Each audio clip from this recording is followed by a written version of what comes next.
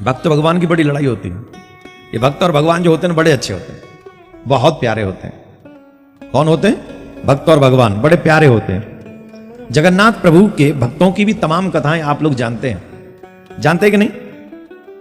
मालूम है ना तमाम कथाएं? एक कथा सुना है हम आपको, जगन्नाथ प्रभु के भक्त की कथा। बताइए, लोग सुने के आश्चर्य करेंगे, दुनिया में लोग बीमार होते हैं और उड़ीसा में भगवान बीमार होता है कि नहीं? उड़ीसा में तो भगवान बीमार हो जाता है, जगन्नाथ प्रभु बीमार होते हैं। और 1-2 दिन नहीं होते, 15 दिन होते हैं। वैसे ये कथा मुझे इसलिए भी सुनानी है, ये बहुत संबल देने वाली कथा है भक्तों के लिए। जो ये भक्त कहते हैं कि भगवान हमारी नहीं सुनते, भगवान हमारी नहीं मानते, हम तो इतना भजन करते हैं, हम बड़े दुखी हैं, हम बड़े परेशान हैं, है ना? एक बात कहें, सच्चा भक्त कभी भगवान से शिकायत नहीं करता, शिकायत नहीं करता। राजी हम तो उसमें जिसमें तेरी रजा है, यहां तो यों विवाह हुआ है और यों विवाह हुआ है। जिसमें तुम खुश हो मोहन, हम उसी में खुश हैं। ऐसा भक्त को भी शिकायत। और आजकल भक्ति करते नहीं, शिकायत पहले कर देते हैं। मंदिर में ये ठीक नहीं है, कथा में ये ठीक नहीं है। सच बताएं, तुम्हारा मन ही ठीक नहीं है, तुम भक्त बने नहीं इसलिए कुछ भी ठीक नहीं है। सबसे पहले तुम ठीक बनो। एक बहुत अच्छी कथा है, उड़ीसा के पुरी में भगवान जगन्नाथ के बहुत प्यारे एक भक्त रहते थे, जिनका नाम था श्री माधवदास बाबा। माधवदास बाबा के साथ में भगवान ने बड़ी प्यारी प्यारी लीलाएं की, एक से एक लीला। एक चोरी करना भी सिखाया इनको, बाबा जी से चोरी करवाई बाबा ठाकुर जी ने। खैर ये कथा नहीं सुनाएंगे, कथा दूसरी सुनाएंगे। तुम्हारे उड़ीसा में भगवान बीमार होता है, बैठ जाइए माताराम पीछे जो खड़ी हैं, प्लीज बैठ जाओ, सब बैठ जाओ। लगेगा कि भक्त बैठे हैं ना, अच्छा लगता है। खड़े रहने से ऐसा लगता है जैसे आप लोग भाग दौड़ की कंडीशन में हैं। ध्यान से सुनो। जगन्नाथपुरी में माधवदास बाबा भगवान के परम प्रिय भक्त, वो अकेले रहते थे, नित्य प्रभु की सेवा में जगन्नाथ प्रभु के दर्शन करते थे। उन्हीं को अपना सखा मानते थे, जगन्नाथ प्रभु को, ये हमारे सखा हैं। उन्हीं के साथ रहते थे, उन्हीं के दर्शन करते थे, प्रभु के साथ ही खेलते थे। एक बार थोड़ी उम्र बढ़ रही थी बाबा की, और जब बाबा की उम्र बढ़ रही थी तो अतिशय बाबा की तबीयत खराब हो गई, स्वास्थ्य खराब हो गया। और स्वास्थ्य क्या खराब हुआ कि वो मलमूत्र, जैसे दस्त इत्यादि कहते हैं, पेचिस वगैरह कहते हैं, उल्टी होना, ये बीमारी उनको बहुत तेज लगी। उनको ये बीमारी लग गई। अब उस बीमारी के कारण, क्योंकि आप जानते जब ज्यादा उल्टी हो जाए, शौच इत्यादि के लिए ज्यादा जाना पड़े, तो शरीर कमजोर होता है, दुर्बल होता है। तो उनका शरीर बहुत ही दुर्बल होने लगा, उनको चलने फिरने में असुविधा होने लगी। काफी लोग कहते थे कि हम आपकी सेवा करें, माधव बाबा के, काफी लोग, क्योंकि माधव बाबा को सब जानते थे, भगवान के परम भक्त हैं, ऐसा जानते थे सभी। तो वो चाहते थे कि माधव बाबा की सेवा उनको मिल जाए, क्योंकि भक्तों की सेवा किसी बिरले को ही मिलती है। किसी भक्त की सेवा तुम्हें जीवन में करने को मिल जाए ना, अपने आप को लकी समझना। भक्त की सेवा जब मिलती है तो समझ लो कि भगवान की सेवा मिल गई है, डायरेक्ट गोविंद की सेवा मिल गई। अब हम लोगों कितने भाग्य तो है ना, कहीं भगवान तक जाके मिल लें, उनकी सेवा कर लें। तो जब भगवान के पास न जा पाए तो भगवान के भक्तों तक ही हमारी अप्रोच हो जाए, ये भी बहुत बड़ी बात है कि हम प्रयास करें कि हम भगवान के भक्तों की सेवा कर लें, जिस सेवा से भगवान प्रसन्न हो जाए। ऐसा प्रयास अवश्य करना चाहिए।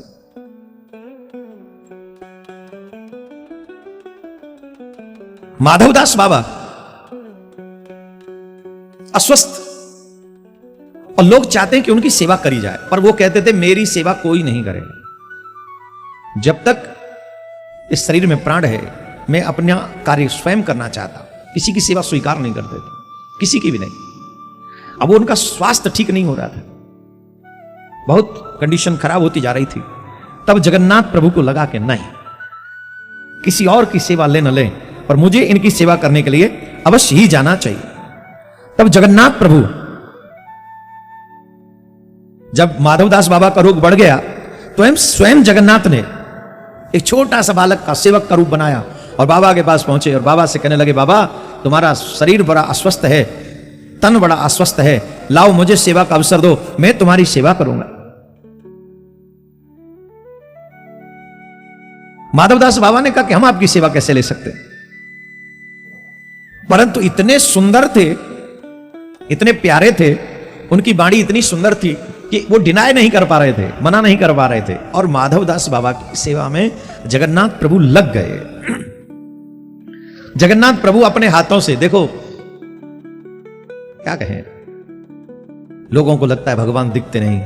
अरे जब भगवान के सच्चे भक्त बनते हो तो वो कर सकते हैं जो तुम्हारे बच्चे नहीं कर पाते। तुम्हारी औलाद, तुम्हारी संतान जिसे देखकर घिन करती है, मुंह मोड़ लेती है, वो ठाकुर जी करते हैं। बाबा की तबीयत कितनी खराब होगी जानते हो? उन्हें पता ही नहीं होता था कि कब वस्त्रों में उन्होंने मलमूत्र त्याग दिया। यह स्थिति हो गई थी उनकी कि कब उन्होंने मलमूत्र त्याग दिया वस्त्रों में, उन्हें पता नहीं चलता था। और जब पता नहीं चलता था, उन वस्त्रों को स्वयं भगवान धोते थे, बाबा को स्नान कराते थे, बाबा को स्वच्छ करते थे। जगन्नाथ प्रभु, इसे कहते सेवा। और भगवान अपने भक्तों की सेवा ऐसे करते हैं, आप सोच नहीं सकते, कोई नहीं सोच सकते। कुछ समय बाद बाबा का शरीर थोड़ा स्वस्थ हुआ, थोड़ा, ज्यादा नहीं, थोड़ा। तो जब थोड़ा स्वस्थ हुआ तो बाबा समझ गए कि कोई और नहीं है, किसी साधु की कोई और इतनी सेवा नहीं कर सकता, ये साक्षात भगवान ही है, साक्षात गोविंद ही है, जगन्नाथ ही है। तब उन्होंने उन्हें पहचान लिया। और जब उन्होंने पहचान लिया तो एक दिन माधवदास बाबा ने कहा, प्रभु आप तो त्रिभुवनपति हो, आप तो त्रिलोकीनाथ हो, आप ही के बस में ये संसार है, आप ही के बस में ये त्रिलोकी है, आप जो चाहे वो एक क्षण में कर सकते हो, एक क्षण में जो आप चाहें सो। तो आपने इस रोग में मेरी इतनी सेवा करी, इतनी सेवा मेरी करी, इस रोग में मुझे रोगी रखा, मेरी सेवा भी की। आप अगर चाहते तो मेरे रोग को भी तो ठीक कर सकते थे, बजाय मेरी सेवा करने के। इतना सेवा करने की आवश्यकता क्या है? आप मुझे स्वस्थ कर देते, आप मुझे ठीक कर देते, मैं भी ठीक हो जाता और आपको कोई सेवा नहीं करनी पड़ती। तब मेरे प्रभु ने एक बात कही बहुत अच्छी, बाबा ये जो रोग लगा है ना, ये रोग आपका प्रारब्ध है। ये भक्तों को बड़े ध्यान से सुननी चाहिए कथा, भगवान का यह वचन बड़े ध्यान से सुनो। बाबा ये जो रोग है, ये जो बीमारी है ना, ये आपका प्रारब्ध है और प्रारब्ध भोगने से ही मिटता है। मैं इस जन्म में आपका ये रोग ठीक कर देता, कर सकता हूं, पर इसी को भोगने के लिए फिर अगले जन्म में आपको आना पड़ता। और मैं नहीं चाहता हूं कि आप जैसे भक्त को इस प्रारब्ध को भोगने के लिए अगले जन्म में आना पड़े। इसीलिए थोड़ा थोड़ा ही सही, पर इसी जन्म में आप अपने प्रारब्ध को भोग कर समाप्त कर दो, जिससे आप अगले जन्म में मेरे धाम में मेरे साथ ही रहें, आपको दोबारा पृथ्वी पर ना आना पड़े। इसलिए ये आपका प्रारब्ध आप भोग रहे। अगर तुम कहो तो मैं तुम्हारी बात नहीं टालूंगा, मैं तुम्हें ठीक कर देता हूं।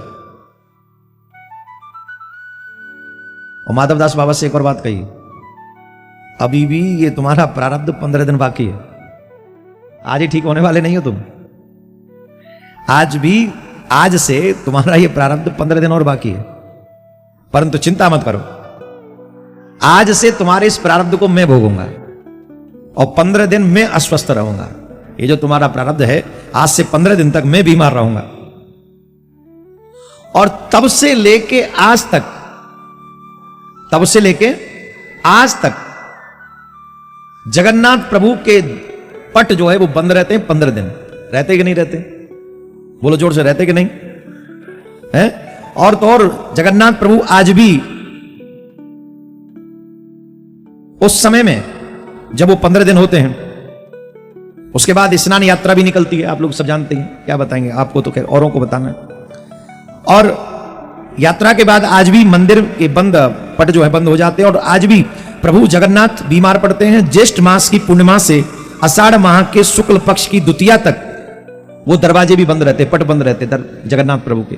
और हमने तो यहां तक सुना है कि आज भी वैद्य जाते हैं उन्हें चेक करने जब वो बीमार पड़ते, और उन्हें कोई, जो जगन्नाथ प्रभु की रसोई कभी बंद नहीं होती, 15 दिन वो भी बंद रहती।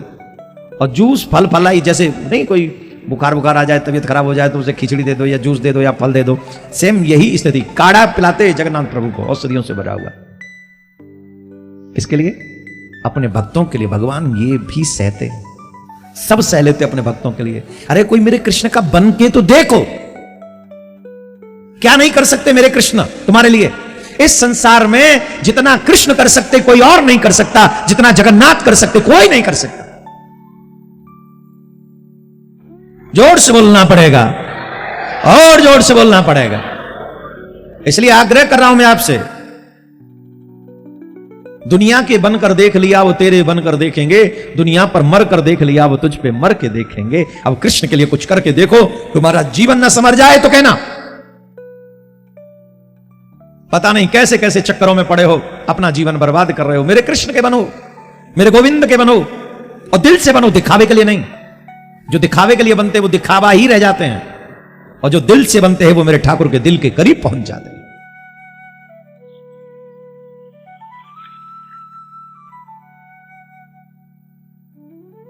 12 साल तक श्री शुक मां के घर में रहे, तब शंकर भगवान की स्तुति वेद व्यास जी महाराज ने की।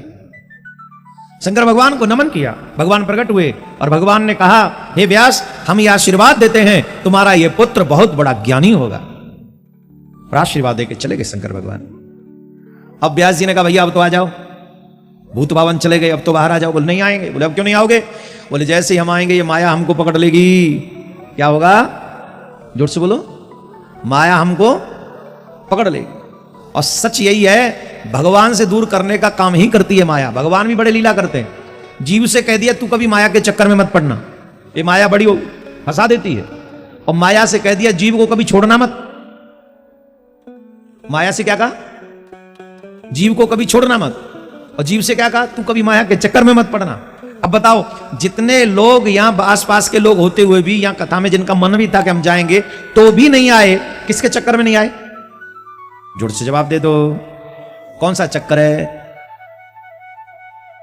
किसी को दुकान खोलनी है, किसी को रिश्तेदारों को चाय पिलानी है, किसी को बेटे को आना था, किसी को बच्चों को आना था, किसी को कोई काम था, कोई। ये क्या है? ये माया है। माया करती क्या है? बोले जीव को फंसा के रखती है। काफी लोग कहते हैं जब बूढ़े हो जाएंगे तो भगवान का भजन करेंगे, वृंदावन में जाएंगे, यात्रा करेंगे। बूढ़े हो जाएंगे तब, बच्चों की शादी हो जाएगी तब, फलाना काम हो जाएगा तब, ढिमका काम हो जाएगा तब, ये करेंगे वो करेंगे। ये गारंटी लेके जी रहे हैं कि हम मरेंगे नहीं जल्दी। और माया जितना सोचता है उससे ज्यादा आगे काम बढ़ा देती है, उससे ज्यादा। ये माया फंसा के रखती है मनुष्य को। और देखो, मायापति से वही बच सकता है, या तो किसी के ऊपर गुरु की कृपा हो जाए या फिर गोविंद की कृपा हो जाए, तभी माया से बच सकता है, नहीं तो नहीं, बिल्कुल नहीं बच पाता है माया से। यार आपके ऊपर तो या तो गुरु की कृपा या गोविंद की कृपा है, तभी घर के काम छोड़ के आप यहां आए हो। घर के काम में तो आप पे भी घर के काम तो होंगे कि नहीं है? फ्री बैठे हो, कोई काम नहीं घर में है, फिर भी उन्हें साइड से लगा के आए हो ना, किनारे रख के आए हो, रे बाद में देखेंगे, पहले कथा सुनने चलते हैं।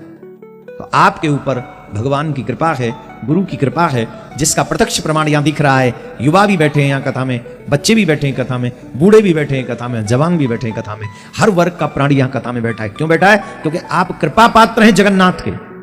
जिनके ऊपर जगन्नाथ की कृपा है वही कथा में आ सकते हैं, जिनके ऊपर कृपा नहीं है जगन्नाथ की, वो कथा में पहुंच भी जाए तो छोड़ के चले जाते हैं, कथा छूट जाती। आप कहां चली? ए मैया, अच्छा बैठ जाओ। एक बार कथा में बैठो तो ऐसा प्रयास करो कि उठना ना पड़े, एक जगह ऐसी बैठो, क्योंकि आपके बार बार आने जाने से भी हमारा ध्यान जो है इधर उधर भटकता है, तो वो नहीं होना चाहिए। ध्यान से सुनो। कहां थे हम? कहां थे? माया नहीं आने देती। बोले माया पकड़ लेगी, मैं नहीं आऊंगा। अरे ऐसे कब आओगे? जब मायापति ये वचन दे दे कि मेरी माया तुम्हें नहीं सताएगी, तब मायापति कहते हैं तुम आ जाओ, तुम्हें मेरी माया नहीं सताएगी। और तब श्री शुक का जन्म हुआ। और जैसे ही शुक का जन्म हुआ, जन्म लेते ही शुक न मां से मां कहा, न पिता से पिता कहा, कोई बात नहीं, और सीधे चले गए भगवत प्राप्ति के लिए।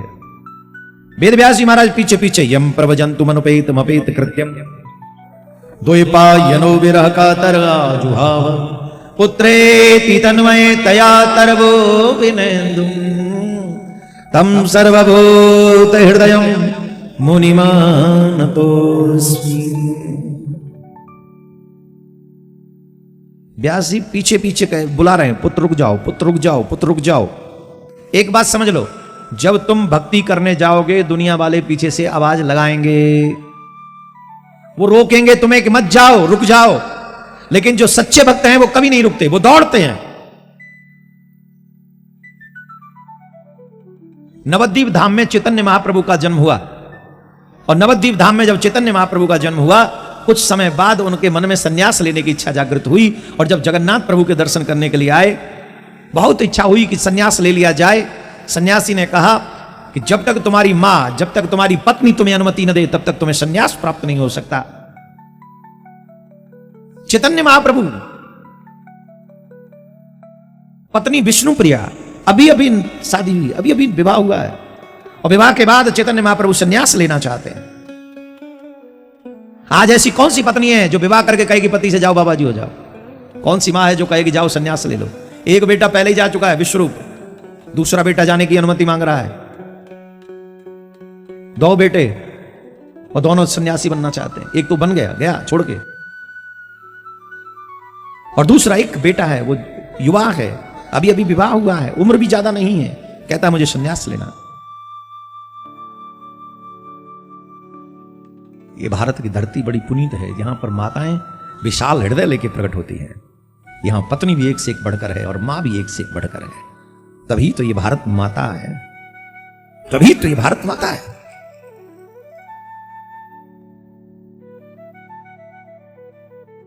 उनकी मां कहती है मैं तो तुम्हें जाने की अनुमति दे भी दूं, पर विष्णुप्रिया के विषय में सोचा है?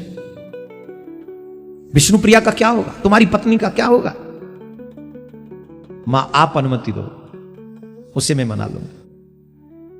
खैर, दोनों अनुमति देते हैं और तब संन्यास लेते चैतन्य महाप्रभु। और चैतन्य महाप्रभु का जगन्नाथ प्रभु से बड़ा संबंध है, घनिष्ठ संबंध है। आज भी मंदिर में जाते हैं तो चैतन्य महाप्रभु के चरण चिन्ह दर्शन होते हैं वहां पर। आज भी इतने कोमल थे, इतने कोमल थे, उनकी भक्ति, उनका भाव देखकर पत्थर भी पिघल गए, पत्थर पिघल गए। मंदिर में जो पत्थर लगे थे वो पिघल गए थे, उनका भाव देखकर, उनका समर्पण देखकर। ऐसी पावन भूमि जगन्नाथ। देखो एक बात बताएं, अपने इतिहास से हमको सीखना चाहिए। भगवत प्राप्ति कैसे होती है, ये हमें, हमारा इतिहास इतना सुंदर है, इतना उज्जवल है, उन कथाओं को सुने तो समझ में आएगा कि हम कहां मिस कर रहे हैं आजकल। आज का युग देख रहे हैं कितना खतरनाक है, बोलिए। इस युग को देखने के बाद ईमानदारी से मन में कुछ होता भी है? लगता है कि बस अब ही मर जाएं तो ठीक है। ऐसा खतरनाक, एक से एक झूठा भरा पड़ा है। पैसे के पीछे इतनी अंधी दौड़, जहां कोई रिश्ता सुरक्षित नहीं है, इतने कामी, क्रोधी, मां बाप का सम्मान नहीं है, इतना झूठा कि पता ही नहीं कितना झूठ बोलते हैं। ये सब किसके लिए है? क्योंकि हमने कभी भी अपने धर्म को जानने का स्वभाव नहीं बनाया। सुखदेव जी जैसा त्यागी कोई नहीं है। जैसे जन्म लिया घर छोड़कर चले गए, न मां से मां कहा, न पिता से पिता कहा। अपने बच्चों को कथा सुनाओ सुनाओ सुनाओ। मैं बार बार कह रहा हूं, अगर चाहते हो बुढ़ापे में न रोना पड़े तो अपने बच्चों को धर्मात्मा बनाओ। धीरे बजाओ भाई लोग, मत बजाना, क्योंकि तुम्हें तो बड़ा मुश्किल हो जाता है। क्या बोलना पड़ेगा? और जोर से बोलना पड़ेगा, और जोर से बोलना पड़ेगा। जय बात, अच्छा लगा, अब अच्छा लगा, बहुत अच्छा लगा। व्यास जी महाराज उदास हो गए। नारद जी महाराज आए, और नारद जी महाराज जब आए तो नारद जी महाराज को व्यास जी ने अपना दुख सुनाया। इतने ग्रंथ लिखे, महाभारत लिखा, फिर भी हमारे मन को शांति नहीं है महाराज, क्या करें? हमारा मन बड़ा शांत है, क्या करना चाहिए? तब देवर्षि नारद ने, किस किस का मन अशांत रहता है? जल्दी बताओ, हम उपाय बताएंगे आज। जिनका मन अशांत रहता है उनको उपाय बताएंगे। बताएंगे नहीं? उपाय बताएं। उन्हीं लोगों का मन अशांत रहता है जिनको सेवा स्वभाव बनाया नहीं, जिन्होंने अभी तक सेवा का स्वभाव नहीं बनाया। न भगवान की सेवा मन से करते हैं, न भगवान के भक्तों की सेवा मन से करते हैं, और न बड़ों की सेवा मन से करते हैं। सेवा कराने की इच्छा सबकी होती है, करने की नहीं। आजकल तो बच्चों से मम्मी पापा कुछ मांग ले तो माँ बाप को ऐसे घूर घूर को देखते जैसे हम तुम्हारे नौकर लग रहे हैं क्या? सच्ची में। अच्छा बोलो मैं गलत कह रहा हूं? जितने बोले बैठ, मम्मी पापा बैठे तो हैं या बोलो तो सही। कई लोग तो बच्चे यूं खड़े होकर यूं देखते, पापा कहे बेटा वो उठा ली वो फलानी चीज, क्या बेटा वो उठा ला, हाँ ठीक है आप चलो मैं लाता हूं। राम जी पिताजी के वचन को मानकर 14 वर्ष के लिए वनवास को चले गए और तुम्हारा बेटा तुम्हारी बात मानकर चाय का कप लाने के लिए तैयार नहीं है। ये कलयुग नहीं तो क्या है? और विचित्र बात एक और बताएं आपको, इसके बाद भी तुम मर जाओगे तो सारी संपत्ति इसी को मिलेगी। तुम इतने अच्छे हो नहीं कि तुम इसे बेदखल कर जाओ, कोई सत्कर्म कर जाओ, इतने अच्छे तो तुम हो नहीं। कई बार माँ बाप को पता होता है कि मेरी औलाद नालायक है, फिर भी जीवन भर की संपत्ति उसी को देके चले जाते हैं। और जब तक वो संपत्ति का यूज करेगा तब तक तुम नरक में पड़े रहोगे। क्यों? छोड़ के तो तुम ही आए हो। शास्त्र ऐसा कहते हैं, संतान अगर नालायक हो तो अपने जीते जी उसे अपने आप से, अपने रिश्ते से दूर कर देना चाहिए, तभी बच सकते हो उसके कर्मों से, नहीं तो उसका कर्म तुम्हें वहां भी सताएगा। ताली मत बजाओ, हमें पता है तुम में से ऐसा कोई नहीं है। बेटा चाहे कितना भी पापी क्यों ना हो, फिर भी बेटा ही प्यारा लगता है। ये पहले कठोर डिसीजन हुआ करते थे। शिव पुराण में एक कथा आती है,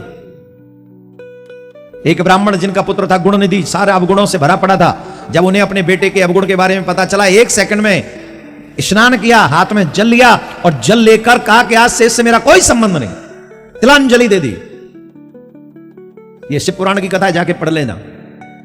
तिलांजलि दे दी, नो इससे मेरा कोई रिश्ता नहीं। क्यों?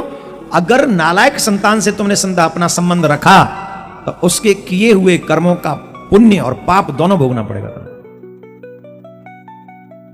पुत्र उसी को कहते हैं जो अपने पिता को नरक जाने से बचा ले, अपनी मां को नरक जाने से बचा ले, उसे पुत्र कहते हैं।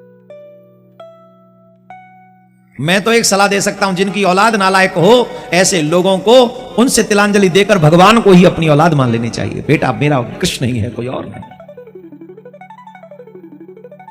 देवर्षि नारद ने कहा सेवा भाव बढ़ाओ महाराज, सेवा भाव बढ़ाओ। मैं पूर्व जन्म में एक दासी का पुत्र था। मेरी माँ एक यहां पर सेवा किया करती थी और वो इतने अच्छे थे जिनके यहां मेरी माँ सेवा करती थी। वहां साधु संतों का आना जाना लगा रहता था।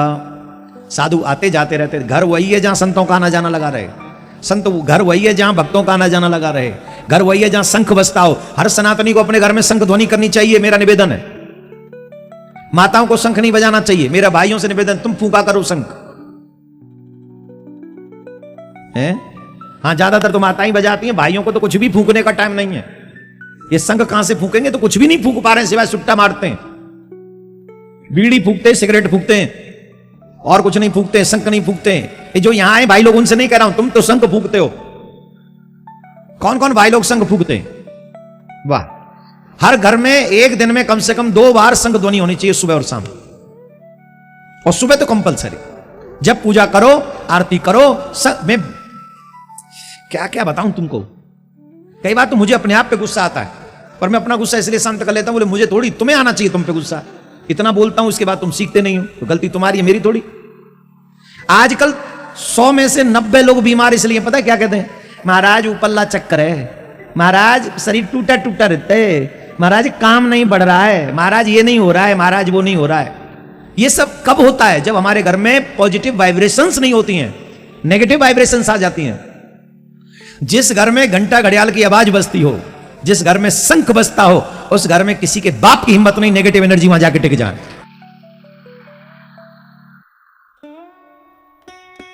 रोज सिगरेट पियोगे, रोज गुटखा खाओगे, घर में बैठ के शराब पियोगे, मांस खाओगे, सारे नेगेटिव काम करोगे, तो नेगेटिव एनर्जी कहां जाएंगी? तुम्हारे घर में आएंगी। शंख बजेगा नहीं, आरती होगी नहीं, घंटा बजेगा नहीं, घड़ियाल बजेगी नहीं, आरती शंख कुछ होता ही नहीं घर में, फिर क्या होगा? नेगेटिव एनर्जी आएंगी। अगर आप चाहते हो आपके घर में कभी भी कोई दुष्ट प्रवृत्ति की एनर्जी ना आए, मेरे कहने से एक प्रार्थना स्वीकार कर लो, चाहे बेटा चाहे बाप, नित्य घर में शंख बजाओ, घंटा बजाओ, घड़ियाल बजाओ, घंटी बजाओ, और जोर जोर से भगवान का नाम सुबह शाम कीर्तन होना चाहिए। अगर तुम पे गाना नहीं आता तो हमारा YouTube चैनल है ठाकुर जी भजन, उसको चला लिया करो, सुबह शाम नित्य उस पे भजन आते हैं, और भजन सुनो, घर में चला दो ना। सुनो सुनो, हम बताते हैं। बुखार जब ज्यादा बढ़ जाता है ना, ज्यादा बुखार बढ़ जाता है, तो डॉक्टर एक बात कहते हैं, इसके पट्टी रखो माथे पे, पानी की पट्टी रखो।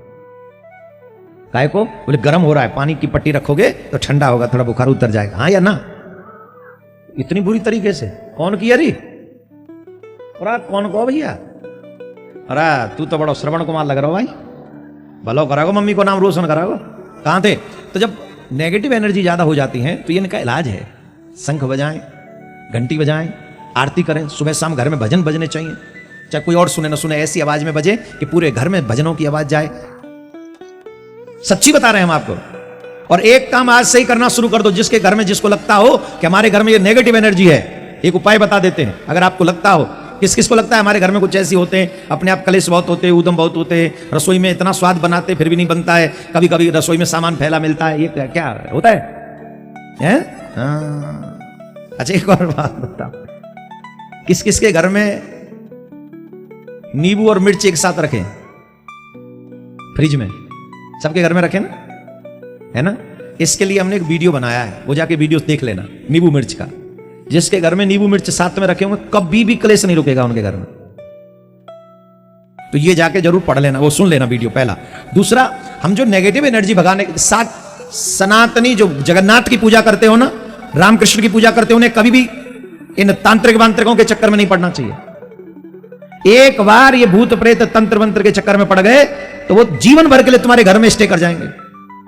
इसलिए भगवान के भक्तों को कभी भी इनके चक्कर में नहीं पड़ना चाहिए। भगवान के भक्तों को सिर्फ भगवान पे विश्वास रखना चाहिए, गोविंद पे विश्वास करना चाहिए।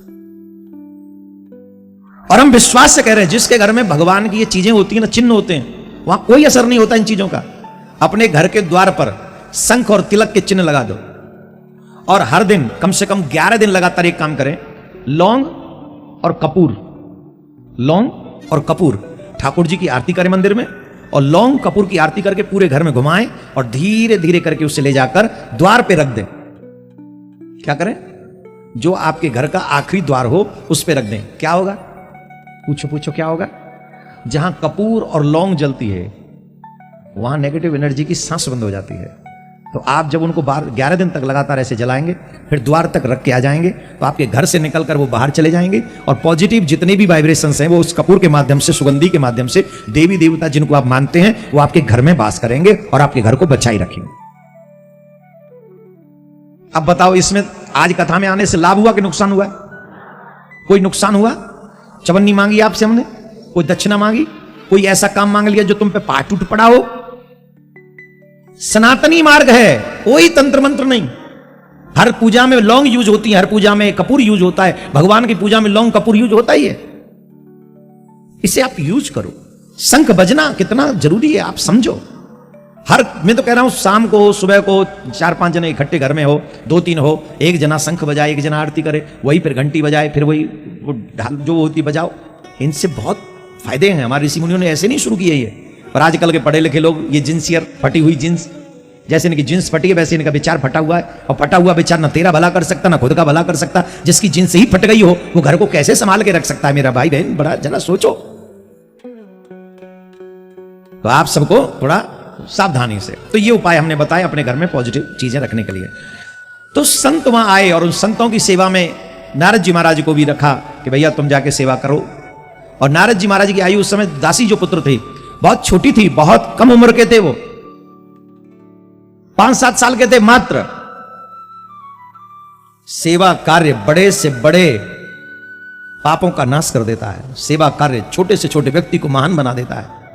दुख की बात तो यह है कि अब कोई सेवा नहीं करना चाहता, झुकना नहीं चाहता, विनम्र नहीं होना चाहता। ये व्यक्ति को दुख दे रही है। सेवा करोगे तो सुखी हो जाओगे, इसमें संशय नहीं। नारद जी कहते हैं संतों की सेवा ने मुझ दासी पुत्र को देवर्षि नारद बना दिया। बोलो राधे राधे। बहुत धीरे बोल रहे हो। तो जब संत सो जाते थे तो मैं उनके चरण दबाता था, और जब संत सोते और मैं चरण दबाता तब उस समय सोते समय संत भगवान की कथा सुनाया करते थे। और भगवान की कथा इतनी प्यारी प्यारी कथा सुनाते थे कि मेरा मन भी कथा में लग गया। इतना दीवाना हो गया मेरा मन कथा में कि मेरा मन अब यह करता है कि मुझे भी संतों के साथ बाबा जी हो जाना। मेरा मन दीवाना हो गया ठाकुर जी की कथा में जाने के लिए, भगवान को पाने की इच्छा। जब मैं जाने लगा संतों के साथ तो संतों ने कहा नहीं पुत्र, अभी नहीं, अभी नहीं। तुम्हारी मां है, तुम्हारे कोई पिता नहीं, तुम्हारा कोई भाई नहीं, तुम्हारी मां का एकमात्र सहारा तुम हो। तो जब तक तुम्हारी मां है तब तक तुम मां की सेवा करो। तुम्हें अपनी मां की सेवा करनी है। महाराज संतों की बात मानकर मैं वहीं रह गया। भगवान ने कुछ दिन बाद मेरी मां को अपने पास बुला लिया। उसके बाद मैं ठाकुर जी का भजन करने लगा, तपस्या करने लगा। जब मैं तपस्या कर रहा था, जल कटी तक जल में खड़े होकर मैं तपस्या कर रहा था, तब आकाशवाणी हुई, हे बालक, इस जन्म में नहीं, तुम अगले जन्म में हमारे पार्षद बनोगे। तो अब मुझे अपने उस जन्म से क्रोध आने लगा कि ये जन्म, जिस जन्म में मैं अपने भगवान से न मिल सकूं, वो जन्म मेरे किस काम का? क्या करेंगे हम इसको लेके? हे प्रभु, इस जीवन को जल्दी से शांत कर दो और मुझे वो जीवन प्रदान करो जिस जीवन में मुझे आपकी सेवा करने का सौभाग्य प्राप्त हो जाए। बोलो राधे राधे। आहा, ऐसी निष्ठा भगवान से मिलने की किस किस में होती है? तो नारद जी कहते हैं, संतों के सानिध्य के कारण मैं दासी पुत्र से देवर्षि नारद बन गया। अगर जीवन में चाहते हो कि तुम महान बनो तो सेवा कार्य शुरू करो, प्रारंभ करो। भगवान की, भगवान के भक्तों की, अपने माता पिता की, समाज में दीनहीनों की, इनकी सेवा करोगे तो भगवान तुमसे प्यार करेंगे, प्रेम करेंगे। इसमें कोई संशय नहीं, कोई भी संशय नहीं। तो मेरे प्यारे, नारद जी के कहने से देवर्षि नारद जी ने, वेद व्यास जी ने श्रीमद् भागवत कथा की रचना की और उसका मंत्र जब सुना, बर्हा पीड़म नटवरवपु कर्णयो कर्णकारम बिभ्रदवासः कनकिकविशम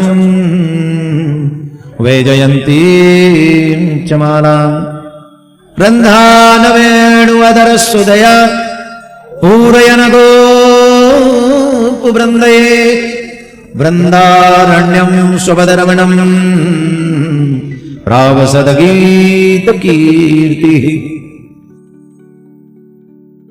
भागवत का श्लोक है। भगवान वृंदावन में गाय चराते हैं। यहां पर गाय की सेवा कौन कौन करता है? किस किस के घर में गैया हैं? किस किस के घर में कुत्ते हैं? बताओ, सही से बताओ, किस किस के घर में कुत्ते हैं?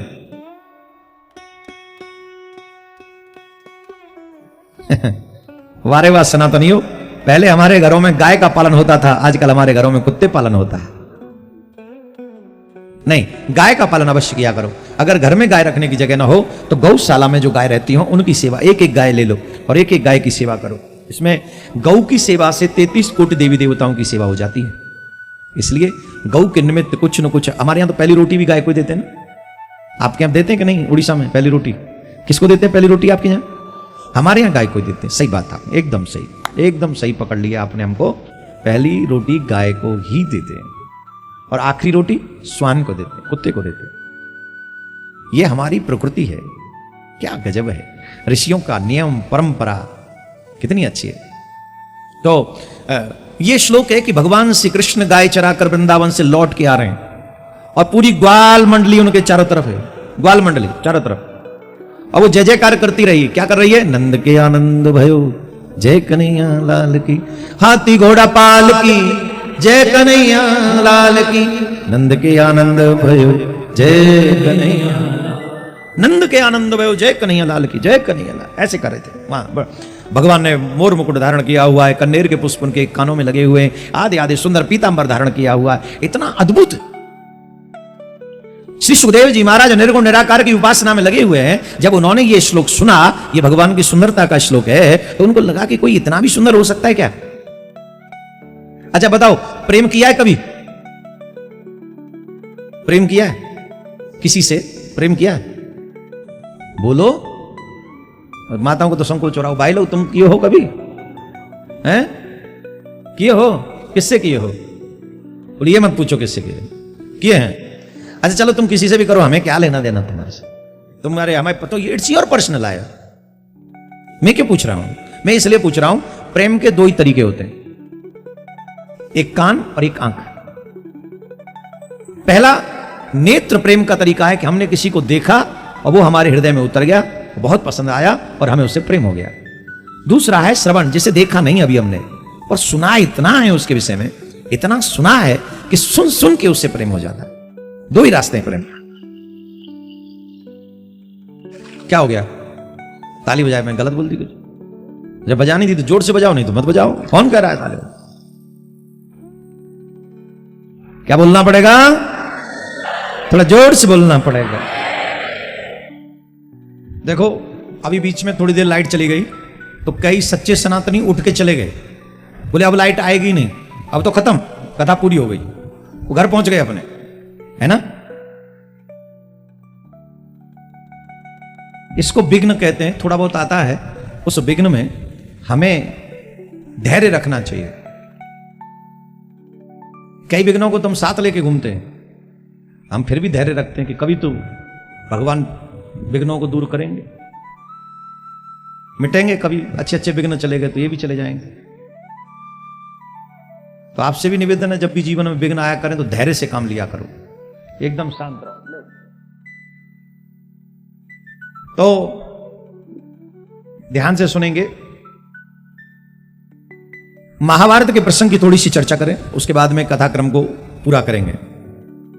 महाभारत में एक से एक प्रसंग है। परीक्षितो अथ राजऋषे जन्म कर्म विलापनम संस्था च पांडुपुत्राणाम वक्षे कृष्ण कथोदयम। श्री कृष्ण के प्रिय पांडवों की कथा हम सुनना चाहते हैं। महाभारत का युद्ध हुआ था द्रौपदी के अपमान के बाद। हम सभी लोगों को स्त्रियों के अपमान से बचना चाहिए। जिस घर में स्त्री का अपमान होता है उस घर में कभी भी सुख शांति नहीं रह सकती। छोटी छोटी चीजों के लिए स्त्री का अपमान करते हैं। अब ये नहीं है कि वो हम तो ऐसा नहीं है कि द्रौपदी की तरह हम किसी का अपमान कर रहे हैं। अब शब्द बोलना भी स्त्री का अपमान ही है।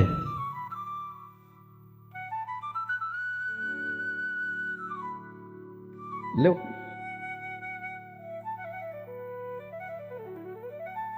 अब शब्द घर में तो हर एक कोई कितने कितने बोलते हैं, कितने बोलते हैं।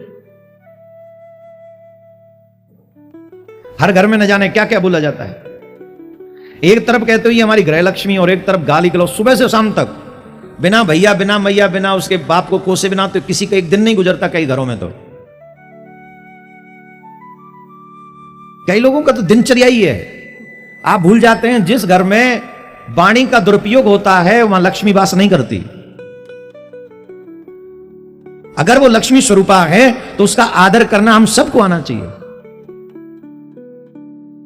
और जिनको हम लक्ष्मी स्वरूपा कह रहे हैं उनके आचरण में वो तत्व दिखना चाहिए। याद रखें, कहीं समझे कि महाराज ये देवियों के लिए बड़ी अच्छी बात कह दी। देवियों को भी यहां सीता मैया की पूजा होती है, सुपड़ खां की नहीं। सीता मैया के मान सम्मान की बातें हो सकती, सुपड़ खां के अपमान के और सम्मान की कोई बात नहीं करेगा।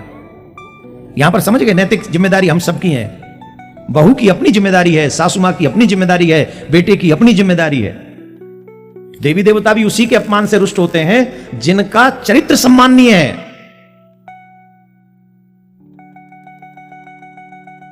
तो इसलिए देवी का कभी अपमान, द्रौपदी के महाभारत के इस प्रसंग में अपमान के बाद एक महाभारत का विकराल युद्ध होना निश्चित हुआ। तो दुर्योधन को लगा कि युद्ध होगा ही, तो चलो सहायता मांगने चलते हैं। तो भगवान श्री कृष्ण के पास दुर्योधन सहायता मांगने के लिए गया। जिस समय दुर्योधन गया भगवान के पास सहायता मांगने, तो द्वारपालों ने कहा कि भगवान उस समय शयन कर रहे हैं। तो उस शयन कक्ष में चला गया दुर्योधन, और शयन कक्ष में गया। भगवान विश्राम कर रहे थे। भगवान के विश्राम के समय दुर्योधन भगवान के सिराने जाके बैठ गया। बच्चों को कभी भी अपने बड़ों के सिराने नहीं बैठना चाहिए, कभी भी नहीं। और ये गुण मां बाप को सिखाना है। कहां बैठना है और कहां नहीं बैठना है, ये गुण मां बाप सिखाएंगे बच्चों को। कभी सिराने नहीं। जब बच्चे मां बाप के सिराने बैठते हैं तो बच्चों के सत्कर्म नष्ट होते हैं, पुण्य क्षीण होते हैं। दो प्रयास करें। पहला प्रयास, मां बाप के चरणों का दर्शन हो, ऐसी जगह बैठे। दूसरा, हमारे पैरों के तलवे मां बाप को न दिखें, गुरु को न दिखें, गोविंद को न दिखें, व्यास जी की तरफ हमारे पैरों के तलवे न हो। यह प्रयास जरूर करना चाहिए, ये ध्यान रखें। अब अर्जुन, दुर्योधन तो बैठ गया सिराने, तो लोगों ने कहा अच्छा ही है, सही जगह बैठा है, सिराने बैठा है तो पीठ का दर्शन होगा। और भगवान की पीठ में दर्शन पाप का रहता है, वास रहता है पाप का। कई लोग यहां पर ऐसे धर्मात्मा भी होंगे जो भगवान के मंदिर के पीछे जब जाते हैं परिक्रमा देने, तो भगवान की पीठ के पीछे जाके प्रणाम करते हैं। कौन कौन करता है? आप देखेंगे कई मंदिरों में गड्ढे हो जाते हैं उस दीवार पे, इतना माथा टेकते हैं लोग, दीवार में ही गड्ढे। प्रणाम भगवान के सामने जाके करना चाहिए, सामने, पीठ पीछे नहीं। भगवान के पीठ पीछे कभी भी प्रणाम नहीं करना चाहिए, वहां पाप रहता है। ये गुण सीखो और बच्चों को सिखाओ। सामने से दर्शन किया, पुण्य बढ़ा, पीछे जाके प्रणाम कर लिया, पाप बढ़ गया, खेल खत्म, तुम्हारा जाना आना सब बराबर। बोले सही जगह पे बैठा, गलत जगह पे नहीं है, सही जगह बैठा है। इतने में अर्जुन आए और अर्जुन भगवान के चरणों में बैठ गए और भगवान के चरण दबाने लगे। भक्त हमेशा सेवा करता है, भक्त हमेशा सेवा करता है, दुष्ट हमेशा अहंकार में बैठा रहता है। आप लोग देखेंगे कई दुष्ट ऐसे होते हैं अहंकार में, ईगो में बैठे रहते हैं ना, हमारा कोई मतलब नहीं, ईगो में नहीं बैठना चाहिए, अहंकारी नहीं, अहंकारी दुर्योधन है। और जो दुर्योधन अहंकारी है तो आप जानते ही हैं उसका हाल क्या हुआ। तो भगवान अर्जुन के आने की प्रतीक्षा कर रहे थे, सोने का तो वो नाटक कर रहे थे, झट झक गए भगवान, अरे अर्जुन तुम कब आए? तो दुर्योधन चिल्ला के बोला, अरे इससे पहले मैं आया हूं, मैं आया हूं इससे पहले। अच्छा तुम भी आए हो? एक जिसे देखकर खुशी होती है, आ गए, अरे आओ आओ आओ। और एक हमारे यहां वो भी लोग भी आते हैं जिन्हें देखकर कोई खुशी नहीं होती, मन ही मन में कहते हैं ये और आ गया, है कि नहीं? अपने गुरु, अपने गोविंद, अपने माँ बाप के ऐसे बनो कि ये आ गया, खुश हो जाए वो तुम्हें देख के। ये तीन के तो ऐसे बन ही जाओ, तुम्हारे गुरु जी के, तुम्हारे गोविंद के, तुम्हारे माँ बाप के। जब भी तुम उनके सामने जाओ तो तुम्हें देखकर वो मुस्कुरा दें और खुश हो जाएं और कहें भाई वाह आनंद आ गया, आज आ गया। सही है गलत है ना? सही है ना? तो ऐसे बनो। पूछा महाराज क्यों आए हो? बोले हम युद्ध होगा, आपसे सहायता मांगने आए। अर्जुन से पूछा तुम क्यों आए हो? बोले मैं भी आपसे सहायता मांगने आया हूं। भगवान ने कहा तुम दोनों आए हो, मैं तुम दोनों को सहायता दूंगा, तुम दोनों को ही सहायता दूंगा मैं। पर ध्यान से सुनना, एक तरफ तो मेरी एक अक्षौणी सेना रहेगी जो युद्ध में भाग लेगी, युद्ध करेगी। मेरे परिवार का कोई भी व्यक्ति इस युद्ध में भाग नहीं लेगा, मैं अकेला इस युद्ध में भाग लूंगा। और यह मेरा प्रण है कि मैं इस युद्ध में भाग तो लूंगा पर शस्त्र नहीं उठाऊंगा, शस्त्र नहीं उठाऊंगा, यह मेरा प्रण है। अब तुम दोनों मेरे पास आए हो तो मैं तुम दोनों को सहायता दूंगा। एक तरफ मेरी एक अक्षौणी सेना रहेगी और एक तरफ मैं अकेला रहूंगा, निहत्था रहूंगा। तो दुर्योधन बोला पहले मैं मांग लेता हूं क्योंकि मैं ही आया था। मांगने के लिए लंबी लंबी कतारें भगवान के मंदिरों में रहती हैं, पर सेवा करने वालों की कतारें कम होती हैं। अच्छा बताओ, मंदिर में दर्शन करने वालों की भीड़ ज्यादा होती है कि झाड़ू लगाने वालों की? जोर से बोलो। और जो दर्शन करने जाते हैं कुछ ना कुछ तो मांगते ही होंगे। जिस व्यक्ति को, एक और उपाय बता देते, ध्यान से सुन लो, काम आएगा। जिस मनुष्य को यह लगता हो कि मेरा भाग्य उदय हो ही नहीं रहा है, भाग्य उदय नहीं हो रहा मेरा, मैं जो भी कार्य कर रहा हूं सब निष्फल हो रहा है, निष्फल हो रहा है, निष्फल हो रहा है, उस मनुष्य को लगातार 21 दिन किसी मंदिर में निस्वार्थ भाव से झाड़ू लगानी चाहिए। और जब वो मनुष्य निस्वार्थ भाव से 21 दिन लगातार झाड़ू लगाएगा मंदिर में, तो उसका जो अस्त भाग्य है वो उदयाचल की तरफ बढ़ने लग जाएगा, वो उदय होने लग जाएगा और सोया हुआ भाग्य फिर जाग उठेगा। इसलिए अपने सोए हुए भाग्य को जगाने के लिए भगवान के मंदिर में 21 दिन लगातार निस्वार्थ भाव से झाड़ू लगानी चाहिए। भगवान ने कहा एक तरफ हम नियत्ते रहेंगे, एक तरफ हमारी सेना रहेगी, बताओ किसको क्या चाहिए? दुर्योधन बोला पहले मैं मांग लेता हूं। बोले नहीं नहीं नहीं नहीं नहीं, तुम नहीं मांगोगे। बोले क्यों? बोले इसलिए नहीं मांगोगे, चाहे तुम पहले क्यों नहीं आए हो, पर मैंने पहले अर्जुन को देखा है। दूसरी बात, अर्जुन तुमसे आयु में छोटा भी है, और जो छोटे होते हैं आयु में, पहले उन्हें मांगने का अधिकार होना चाहिए। तो इनको कहो ये मांगे जो चाहिए अर्जुन को, फिर तुम मांग लेना। अर्जुन से कहा अर्जुन मांगो, तुम्हें क्या चाहिए? तो अर्जुन के पास ऑलरेडी पहले से सेना कम है। सुन लीजिए, ऑलरेडी सेना कम है और कृष्ण ये प्रण कर चुके हैं कि मैं युद्ध में शस्त्र नहीं उठाऊंगा। भक्त किसे कहते हैं? सीखो। अर्जुन ये सुन चुके हैं कि भगवान ये प्रण कर चुके हैं मैं युद्ध में शस्त्र नहीं उठाऊंगा। और मांगने का भी अवसर है पहला। अर्जुन ने कहा कि मैं कृष्ण को पहले मांगता हूं कि मेरे कृष्ण ही मेरे साथ रहेंगे, युद्ध में मेरा कृष्ण मेरा साथ है। दुर्योधन बोला मुझे सेना स्वीकार है, मुझे पहले अवसर मिलता तो मैं सेना ही मांगता, मुझे पहले अवसर मिलता तो मैं सेना ही मांगता, बाद में भी तो मुझे सेना मिली गई। बोल ठीक है जाओ। दुर्योधन चला गया। भगवान श्री कृष्ण थोड़े गुस्सा हुए अर्जुन पे। तुम्हारे पास ऑलरेडी सेना कम है और फिर भी तुमने मुझे ही मांग लिया। मैंने तो युद्ध में प्रण किया है कि युद्ध में शस्त्र नहीं उठाऊंगा। क्या तुम युद्ध में विजय नहीं चाहते?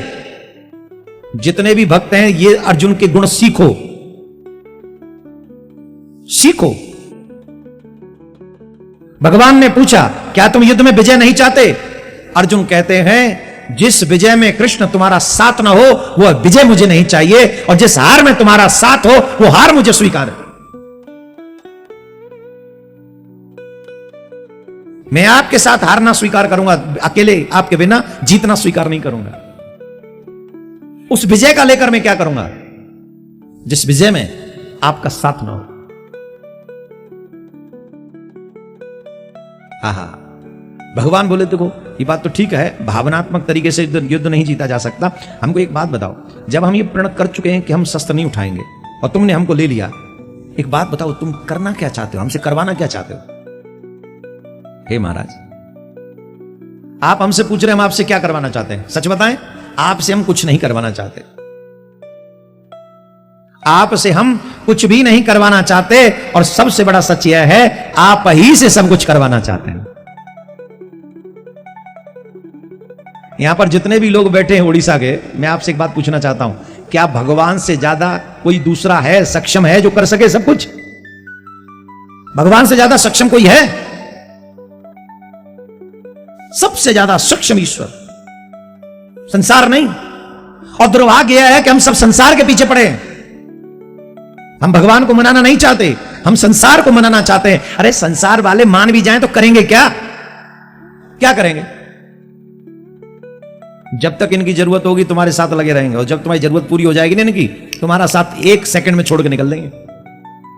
आज तक हमें कोई दिखाई नहीं पड़ा जो पति मर गया हो तो पत्नी चिता में जाकर कहे कि मैं भी पिया संग चलूंगी, और एक भी पति ऐसा नहीं मिला कि पत्नी की चिता जल रही है और एक बार हस्बैंड के मुंह से फूटे को भी ये निकल जाए, हाय हाय प्रिय कहां चली, मैं भी तुम्हारे संग चलूंगा, ले चलो मुझे भी प्रिय अपने संग। एक हस्बैंड नहीं मिला पूरी दुनिया में, प्रिय ले चलो मुझे, है कोई? जो रात दिन तुम्हारे बनाए हुए भोजन में कमियां निकाली, नमक नहीं डाला, आज मिर्च नहीं डाली, ये नहीं किया, आज वो नहीं किया, जीवन भर खाता रहा, खाया भी तुम्हारा ही बना हुआ, दिमाग अलग से खाता रहा। जो यहां बैठे पति में उनसे नहीं कह रहा हूं, आप बहुत अच्छे लोग हैं, आप तो कभी शिकायत नहीं करते अपनी देवी से। आप लोग तो बहुत, मैं थोड़ा बहुत बड़ी बात है आपकी भाई। जैसी पत्नी चाहे दाल में पानी मिला के दे दे आप वो भी पी जाते हो, चाहे दही में देवी जी धनिया डाल दें वो भी पी जाते हो आप, और रोटी में दाल मिला के दे देती तो भी खा जाते हो आप, बहुत अच्छे। चावल में केला मिला के खा जाते हो। बहुत अच्छे पति लोग हैं यहाँ के, उड़ीसा के बहुत अच्छे लोग, ये वही करते हैं जो पत्नियां कहती हैं, बहुत अच्छे पतिव्रता पति हैं ये, पत्नी व्रता पति हैं। कौन कौन अपनी पत्नी की बात मानता है? हाथ उठाओ।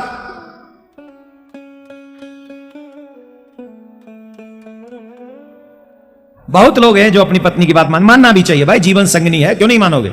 बुराई क्या है? हाँ चलो ध्यान से सुनो, कहां थे, कितनी अच्छी बात बता रहे हैं। कहा महाराज आपके साथ रहकर हमें जीत चाहिए और आपके साथ रहकर हमें हार। तुम कराना क्या चाहते हो? बोले सब कुछ आप ही को तो करना है, और सच है उसके अलावा करने वाला कौन है? कोई है? संसार को शरीर से निभाओ और मन से ठाकुर जी को निभाओ। अपना मन ठाकुर जी को दे दो तो लोक भी सुधर जाएगा और परलोक भी सुधर जाएगा। अर्जुन ने कहा प्रभु मैं आपको अपने रथ के घोड़ों की लगाम आपके हाथ में सौंपता हूं।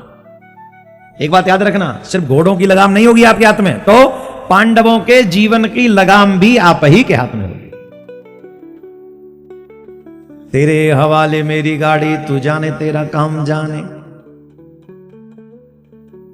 है तेरे हवाले मेरी गाड़ी। सच बताएं, अपने जीवन की डोर भगवान के हाथों में ही सौंप दो। अब सौंप दिया इस जीवन का सब भार तुम्हारे हाथों, अब जीत तुम्हारे हाथों में, अब हार तुम्हारे हाथों में। सब कुछ आप ही के हाथों में सरकार, सब कुछ, सब कुछ आपके हाथ। भगवान बोले चिंता मत करो अर्जुन, जिस रथ में बैठाल कर मैं तुम्हें युद्ध भूमि में ले जाऊंगा, मैं प्रण करता हूं उसी रथ को जब वापस लाऊंगा तो तुम्हें विजयश्री दिला के वापस लाऊंगा। ये मेरा प्रण है। युद्ध प्रारंभ हुआ, 3 दिन लगातार युद्ध हुआ और तीनों दिन पांडवों की विजय हुई। दुर्योधन बौखला गया।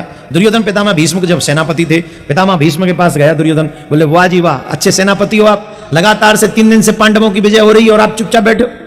पितामह भीष्म बोले हम चुपचाप बैठे हैं, हमने प्रण किया था जब तक 10,000 योद्धाओं का वध नहीं करेंगे तब तक हम युद्ध को विश्राम नहीं देंगे। हर दिन 10,000 योद्धाओं का वध करते हैं हम, तब विश्राम देते हैं। अभी तो भाग्य है, युद्ध की रणनीति है, कभी उनकी विजय कभी हमारी विजय। अब उनके भाग्य में विजय लिखी हुई। दुर्योधन ने कहा हमारे भाग्य में तब तक विजय नहीं लिखी जाएगी जब तक आप हमारे सेनापति रहेंगे, आप लड़ हमारी तरफ से रहे और मन आपका उधर। पितामह भीष्म को क्रोध दिलाया और पितामह भीष्म ने प्रण कर लिया कि कल के युद्ध में मैं 5 पांडवों का वध कर दूंगा। क्रोध में प्रतिज्ञा कर ली, कल के युद्ध में 5 पांडव समाप्त हो जाएंगे। दुर्योधन बोला अगर ऐसा नहीं हुआ तो? बोले अगर ऐसा नहीं हुआ, अगर मेरी प्रतिज्ञा पूरी नहीं हुई तो कृष्ण की भी प्रतिज्ञा पूरी नहीं होगी, कल उसे युद्ध में शस्त्र उठाना पड़ेगा। युद्ध प्रारंभ हुआ, रात्रि का समय था, ये प्रण कर लिया है पितामह भीष्म ने, सबको पता चल गया। और जब सबको पता चल गया तो पितामह भीष्म का प्रण सुनकर भगवान श्री कृष्ण बड़े चिंतित हुए। और भगवान श्री कृष्ण, ये पांडव सो रहे हैं आराम से सो रहे हैं, सभी आराम से। और यही है जिसके जीवन की, अपने जीवन की डोर जब भगवान के हाथ में सौंपते हैं ना, चाहे हम सोते रहे, भगवान कभी नहीं सोते। और जब आप सोते हो ना तो आपके जीवन की रक्षा कोई और नहीं, भगवान ही करते हैं। व्यक्ति मानता नहीं, मनुष्य को विश्वास नहीं होता, यही दुर्भाग्य है, दुर्भाग्य है उसका। कहा भगवान ने पांडवों को जगाया और जगा के कहा कि जाओ तुम सो नहीं, अब जाके स्नान करो, दान पुण्य करो, बाकी का काम हम पे छोड़ दो। द्रौपदी ने सुना, द्रौपदी दौड़ी दौड़ी आई। द्रौपदी ने कहा कृष्ण ये मैं क्या सुन रही हूं? बोले क्या सुन लिया? मैंने सुना है कि पितामह भीष्म ने प्रतिज्ञा की है कि कल के युद्ध में वो मेरे 5 पतियों का वध कर देंगे। बोले हाँ मैं भी अभी यही सुन के आ रहा हूं। तो आप कुछ नहीं करेंगे? बोले मैं क्या कर सकता हूं इसमें? पितामह भीष्म को तुम जानती हो, उनका प्रण कभी अधूरा नहीं रहता। कृष्ण कुछ तो करो। मैं क्या करूं, मैं तो सब कुछ करने में असमर्थ हूं। बोले ठीक है ये कुछ मत करो, एक काम तो कर सकते हो आप मेरे कहने से। बोले क्या? मेरे लिए चिता बना दो। बोले हाँ चिता तो बना सकता हूं, पर अभी क्यों? ये तो 5 पांडवों के वध के बाद चाहिए ना। बोले नहीं मेरे लिए अभी बनाओ। बोले क्यों? बोले मैं अपने पतियों के मरने तक जीवित नहीं रहना चाहती। मेरे पति कल युद्ध में मारे जाएंगे, मैं आज ही समाप्त हो जाऊंगी। भगवान बोले लो ये काम तो कर देंगे, तुम्हारी हेल्प करते हैं, चिता बना देते। भगवान ने चिता बना दी। और जब चिता बना दी तो द्रौपदी भगवान के आगे सर झुकाकर हाथ जोड़कर प्रार्थना करती है, भगवान मुझे अनुमति दीजिए, आज्ञा दीजिए, मैं चिता में प्रवेश करूं। भगवान बोले अवश्य प्रवेश करना, पर एक बात बताएं द्रौपदी, पति चले गए उसके बाद सती हुई, ये तो दृश्य अब तक बहुत हुआ, बहुत सुनने को मिलता है, पर पति कल प्राण त्यागेंगे और आज हमको सती होना है, ये तो आज तक हुआ नहीं है। तो ये तो तुमको इसके लिए चिता की महापरिक्रमा करनी होगी। द्रौपदी कहती है महाराज ये चिता की महापरिक्रमा क्या होती? मेरा निवेदन है 15 मिनट सब बैठे रहे। ए भैया, ओ भैया 15 मिनट सब, और जो पीछे भी खड़े हैं आप लोग चाहें तो वहीं बैठ जाइए 15 मिनट, सिर्फ 15 मिनट। प्रसंग का सब पूरा करना है क्योंकि समय तो हो ही रहा है, अब तो समय के हिसाब से तो 12 ही मिनट रह गए, और क्योंकि प्रसंग थोड़ा जाएगा तो 15 मिनट अगर आप बैठ जाएंगे तो अच्छा लगेगा, कोई हिलना मत। 15 मिनट बहुत अच्छा प्रसंग है। भगवान अपने भक्तों की रक्षा कैसे करते हैं, बड़ा सुंदर प्रसंग है। भगवान के भक्त तो कभी भी विघ्न नहीं डालते भगवान की कथा में, सबसे पहले आकर सबसे पीछे बैठते हैं आराम से। भगवान ने कहा ऐसा तो कभी हुआ नहीं है, इसके लिए तुम्हें चिता की महापरिक्रमा करनी पड़ेगी। भगवान बोले चिता की महापरिक्रमा? द्रौपदी बोली मुझे तो आती नहीं, चिता की महापरिक्रमा क्या होती है? भगवान बोले तुम्हें नहीं आती तो कोई बात नहीं। कृष्ण बोले मेरे पीछे पीछे आ जाओ, मैं दिलवाता हूं तुम्हें। तो चिता की महापरिक्रमा करते करते श्री कृष्ण रुके। द्रौपदी ने पूछा क्यों रुके सरकार? बोले हम इसलिए रुके हैं कि तुम्हारी जो पैरों की पदचाम है ये बहुत आवाज कर रही, पनिया इसे उतार दो। भगवान श्री कृष्ण ने कहा नहीं उतार दो। द्रौपदी बोली यहां रथ टूटे पड़े हैं, हाथी मरे पड़े हैं, घोड़े मरे पड़े हैं, धनुष बाण तलवार भाला कटार ये टूटी फूटी पड़ी है, युद्ध भूमि है ये, इस युद्ध भूमि में नंगे पांव कैसे चला जाएगी? भगवान श्री कृष्ण बोले देखो कोई सैनिक जग गया तो अनर्थ हो जाएगा, महापरिक्रमा नहीं होगी पूरी। तुम्हारी ये खटखट पटपट की आवाज से अगर ये उठ गए तो कैसे महापरिक्रमा पूरी होगी? और एक बात बताओ, क्या करिए? नंगे पांव नहीं चल सकते? मैं नंगे पांव नहीं चल रहा हूं, मैं भी तो नंगे पांव चल रहा हूं ना। तो जब मैं चल सकता हूं तो तुम भी चलो। व्यक्ति ने अपने आप को सॉफ्ट बना लिया है। आजकल देखने में बड़ा दुख होता है, गोवर्धन की परिक्रमा, वृंदावन की परिक्रमा भी लोग जूते पहन पहन के देते हैं। परिक्रमा भी पैदल नहीं देते, नंगे पांव नहीं देते। और कई लोग तो रिक्शे में देके चले आते हैं, कई लोग जुर्रा पहन के, सॉक्स पहन के देते परिक्रमा। अगर परिक्रमा का मन हो तो नंगे पांव परिक्रमा दो, यही मर्यादा हमारी सनातन की है। अगर हम मर्यादा का पालन करेंगे, गोवर्धन की परिक्रमा हो, वृंदावन की परिक्रमा हो, बरसाने की परिक्रमा हो, अयोध्या की परिक्रमा हो, काशी की परिक्रमा हो, केदारनाथ की परिक्रमा हो, जहां की भी परिक्रमा हो, या तो परिक्रमा करो मत करो तो नंगे पांव ही करनी चाहिए। यही मर्यादा का पालन करो, तभी उसका पूरा फल आपको लगेगा।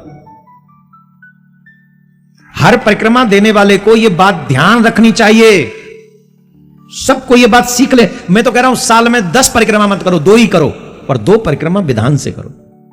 एक दिन में नहीं, 2 दिन में कर लो, 3 दिन में कर लो, आराम आराम से करो। अरे ये परिक्रमा कृष्ण के प्रति समर्पित करके तो देखो, तो भगवान को याद करते करते धीरे धीरे चलो, हड़बड़ी में क्यों भाग रहे हो? अब ये बात हम उन संत महात्माओं के लिए नहीं कह रहे हैं जो दिन में 2 परिक्रमा गोवर्धन की करते हैं, उनको उनके लिए कहने का हमारा कोई अधिकार नहीं। वो तो दिन में 2-2 परिक्रमा करते हैं, हमसे एक नहीं होती, महीने में क्या साल भर में। जो कंकड़ी वगैरह रहती हैं तो हम और आप तो बहुत कम करते, तो नंगे पांव ही करनी चाहिए। भगवान बोले जब हम पैदल चल रहे हैं, नंगे पांव चल रहे हैं, तुम भी चलो। द्रौपदी ने पनिया उतारी और जैसी पनिया उतारी, कन्हैया ने वो पनिया उठाई और अपने पीतांबर में रख ली। द्रौपदी रोने लगी, प्रभु ये क्या कर रहे हो? आप मेरे पतियों के पूज्यो, आप मेरे पूज्यो, आप मेरी पनिया को हाथ लगा रहे। भगवान बोले चुप चुप चुप, धीरे बोलो, कोई जग जाएगा तो तुम पे पनिया नहीं संभाली जाएंगे, हमको संभालने दो। प्रभु ऐसा अनर्थ मत करो, आज मेरे प्राण निकलने वाले हैं और आप मेरे जाते जाते भी मेरे से अपराध करवा रहे हैं। भगवान बोले देवी सुनो, शांत रहो, कोई अपराध नहीं करवा रहे।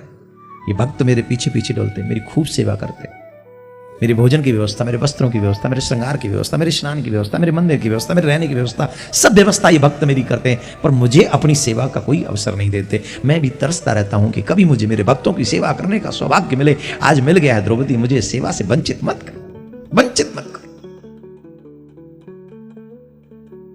द्रौपदी रोने लगी, भगवान लेके चले, थोड़ी देर आगे जाके रुक गए। भगवान ने कहा, अब द्रौपदी बोली अब कौन सी सेवा करोगे? बोले अब सेवा नहीं कर रहे, अब दूसरा काम है। बोले क्या काम है? बोले ये शिविर जानती हो किसका है? बोले मुझे क्या पता किसका है। बोले ये शिविर पितामह भीष्म का है। बोले तुम्हें क्या करूं? बोले जाके प्रणाम करो। मैं इनको प्रणाम करूं? हाँ, जब मार्ग में कोई हमारे सम्मानीय लोग मिले, बड़े मिले, आदरणीय मिले, पूजनीय मिले, तो कभी भी उन्हें बिना प्रणाम किए, आदर किए। कई लोग जाते हैं तीर्थों में जहां उनके गुरु रहते हैं, कई लोग जाते हैं, बहुत लोग जाते हैं, आपने देखा होगा वो लोग बच के चले जाते हैं बिना गुरु दर्शन किए। अगर आप बिना गुरु दर्शन किए तीर्थ में जाते तो आपको तीर्थ जाने का कोई फल भगवान देने वाले नहीं है। जहां आपके गुरु रहते हो, तीर्थ में आपके माता पिता रहते हैं, आप हरिद्वार में आपके माता पिता रहते हैं और आप गंगा स्नान करके चले गए और माता पिता से मिलने भी नहीं गए, क्या गंगा मैया तुम्हें फल देगी उसका? इसीलिए तुम्हारी तीर्थ यात्राओं का कोई फल तुमको नहीं मिलता। हम यात्रा में पुण्य कम पाप अधिक कर बैठते हैं। बोले देवी यहां देखो तुम्हारे सम्माननीय पितामह भीष्म बैठे विराजमान है शिविर में, जाके प्रणाम। अरे इन्होंने मेरे पतियों को मारने का संकल्प किया और आप कहते हो इनको प्रणाम करो। भगवान श्री कृष्ण कहते हैं जानती हो एक बात क्या? अभिवादन शीलस्य नित्यम वृद्धोपि सेवनम चत्वार तस्य वर्धन्ते आयु विद्या यशो बलम। बड़ों का आदर करने से 4 चीज मिलती हैं, आयु, विद्या, यश और बल। दुर्भाग्य से यह है कि आजकल के बच्चे बड़ों का आदर नहीं करते और ये 4 चीज छिन गई उनसे। ना आयु पूर्ण मिल रही है, ना आरोग्य पूर्ण मिल रहा है, ना विद्या पूर्ण मिल रही है। यश तो कितने लोगों का यश है बताओ जरा? यश उसे कहते हैं कि तुम्हारे मरने के बाद भी दुनिया में तुम्हारा नाम न भुलाया जा सके, लोग याद रखे कि फलाना बंदा था, गजब का बंदा था। वो यश सबसे बड़ी कमाई है, ऐसी दौलत सबसे बड़ी कमाई है और ये बड़ों का आदर करने से प्राप्त होती है। इसलिए जीवन में जितना हो सके बड़ों का आदर करना चाहिए और जो बड़ों का आदर करते हैं उन्हें ये 4 चीज सहज में प्राप्त होती है। जाओ द्रौपदी प्रणाम करके आओ। अब भगवान श्री कृष्ण आज्ञा करें तो द्रौपदी कैसे मना करे? और द्रौपदी गई और द्रौपदी ने जाके पितामह भीष्म को उस समय, अच्छा पितामह भीष्म कृष्ण भक्त परम भक्त हैं और युद्ध में तो दनादन लोगों को मारते हैं और सारी रात सोते नहीं है, स्नान करते हैं युद्ध में से आके और सारी रात कृष्ण नाम स्मरण करते हैं, नेत्र बंद करके बैठे हैं, भगवान का जाप कर रहे हैं, नाम जाप कर रहे हैं। इतने में द्रौपदी आती है और द्रौपदी कहती है पितामह मैं आपको प्रणाम करती हूं। और भगवान की प्रेरणा से पितामह भीष्म कहते हैं अखंड सौभाग्यवती भव, अखंड सौभाग्यवती भव, अखंड सौभाग्यवती भव। द्रौपदी कहती है कब से झूठ बोलना शुरू कर दिया महाराज? आप भी झूठ बोलने लगे? कब से झूठ बोल रहे हो?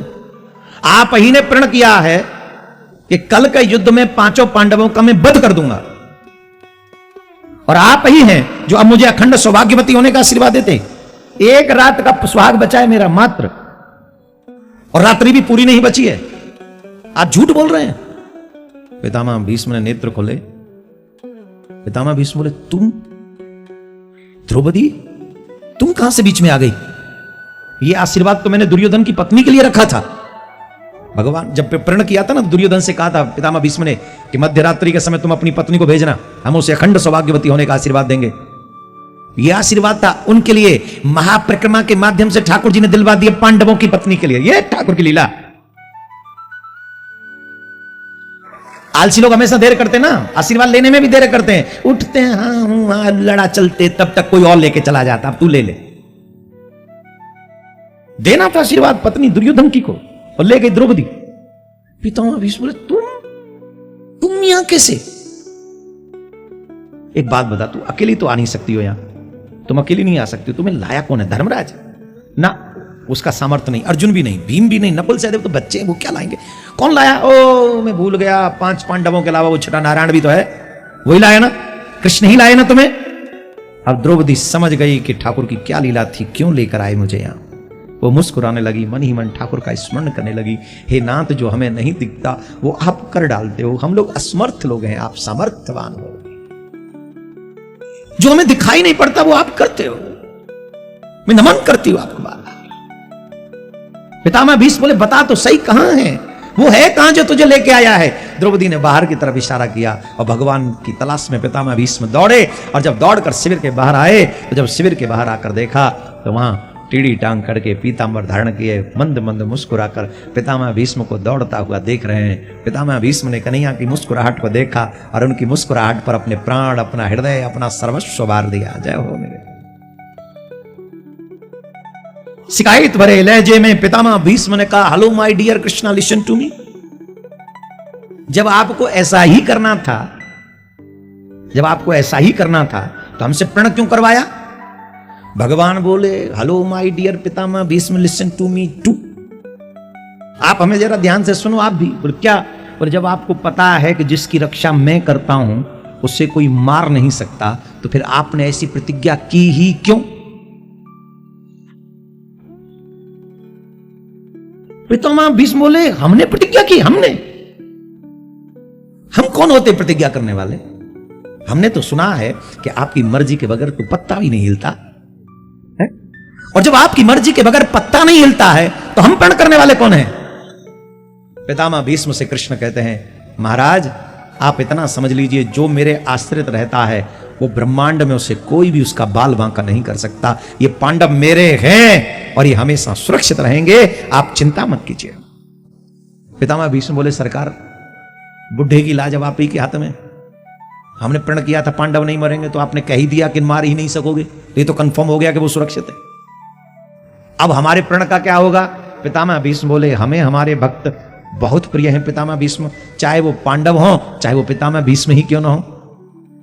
आपका प्रण झूठा नहीं होगा। कल के युद्ध में पितामह भीष्म का प्रण नहीं टूटेगा, कल के युद्ध में कृष्ण का प्रण टूटेगा। मैं आपके प्रण की रक्षा करने के लिए अपना प्रण तोड़ दूंगा, न पांडवों को कुछ होने दूंगा, न आपके प्रण को कुछ होने दूंगा। यह कृष्ण की प्रतिज्ञा है, आपको वचन देता। अब बताइए, कृष्ण से ज्यादा सुरक्षित कहीं हो सकते हो आप लोग? जगन्नाथ से ज्यादा कहीं? बोलो तो सही। ये दुनिया के चक्कर में पूरा जीवन लगा। I am not against them, it's okay, I am not against this, जो करना है करो, लेकिन अपने कल्याण की चिंता कौन करेगा? तुम्हारे कल्याण की चिंता कौन करेगा?